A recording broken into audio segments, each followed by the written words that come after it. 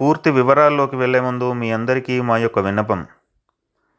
ఈ వీడియోని మీరు చూసిన తర్వాత లైక్ చేయండి, మీ బంధువులకు మిత్రులకు షేర్ చేయండి, అలాగే సబ్స్క్రైబ్ చేయండి. ఇదే మీరు మాకిచ్చే ప్రోత్సాహం.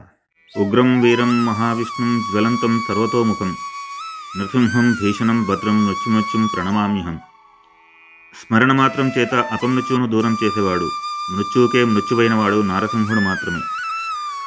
మృత్యువును కలిగించేది, మృత్యువును తొలగించేది కూడా ఆ స్వామి అనుగ్రహమే. భక్తుడైన ప్రహ్లాదుడి మాట నెరవేర్చడానికి స్తంభం నుండి ఉద్భవించి హిరణ్యకశిపుడి సంహారం చేసిన ఆ నారసింహస్వామి ఆలయాలు చాలా మటుకు అడవిలో కొండ మీద ఉంటాయి. అలాంటి ఒక ఆలయాన్నే మీకు ఇప్పుడు పరిచయం చేస్తున్నాను.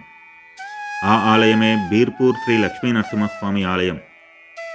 కరీంనగర్ జిల్లా బీర్పూర్ గ్రామానికి 2 కిలోమీటర్ల దూరంలో దట్టమైన అడవిలో కొండ మీద లక్ష్మీ సమేతంగా కొలువైన నారసింహుడి ఆలయమే బీర్పూర్ శ్రీ లక్ష్మీ నరసింహస్వామి ఆలయం.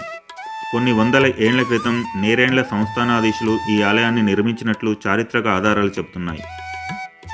స్థల పురాణం ప్రకారం దట్టమైన కీకారణ్యంగా ఉన్న ఈ ప్రదేశంలో ఒక గొర్రెల కాపరికి ఒక బాలుడిలా కనిపించి తన దాహం తీర్చమని అడిగాడట. ఆ కాపరి ఒక మేకను గుహలోకి తీసుకుని పోయి పాలు పితికి దాహం తీర్చాడట.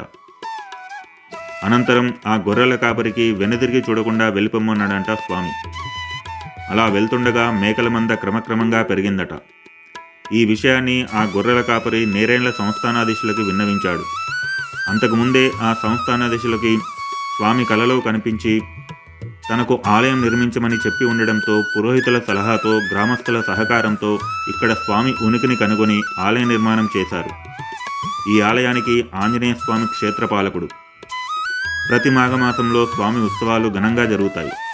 ప్రతి వైశాఖ మాసంలో వచ్చే నరసింహ జయంతిని కూడా ఇక్కడ అత్యంత భక్తి శ్రద్ధలతో నిర్వహిస్తారు.